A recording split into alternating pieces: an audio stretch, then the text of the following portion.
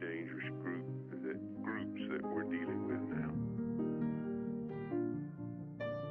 Après l'épisode des magistrats de la Chambre des comptes qui accusent le secrétaire général de la présidence de la République de détournement de fonds de la Covid-19, un nouvel épisode de Dossier sombre frappe de plein fouet Ferdinand Ngongo, et cette fois-ci le consup est impliqué.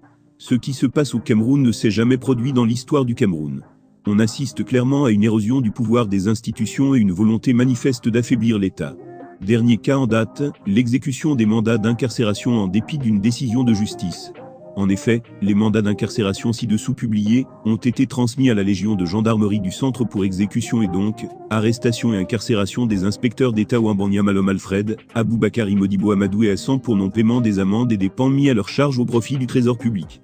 On se souvient que par jugement N3179/CD/Corps du 22 décembre 2022 rendu par le TPI Douala Bononjo, les inspecteurs d'État dépêchés auprès du cabinet Conseil-Atout, reconnus coupables d'abus de fonction et de coalition contre les lois, ont écopé d'une condamnation d'emprisonnement de 0,3 ans, avec sursis en leur qualité de délinquants primaires pendant 0,3 ans, à 50,000 FA d'amende chacun, avec mandat d'incarcération aux dépens liquides à la somme de 141 000 FCLFA, et au paiement solidaire de dommages d'intérêt de 2500 000 FCLFA au cabinet Conseil-Atout.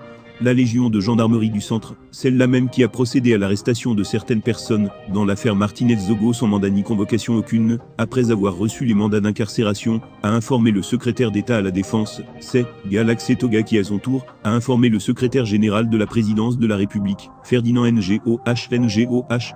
Ferdinand NGOH a de suite fait injonction à Galaxé Toga de s'abstenir de tout acte allant dans le sens de l'exécution de ses mandats de justice à l'encontre des inspecteurs d'État reconnus délinquants primaires par le tribunal de première instance de Douala Bononjo.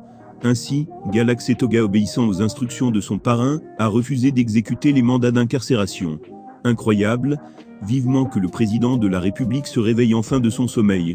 La République est en train de s'effondrer sous la barbarie de l'homme à la pinque.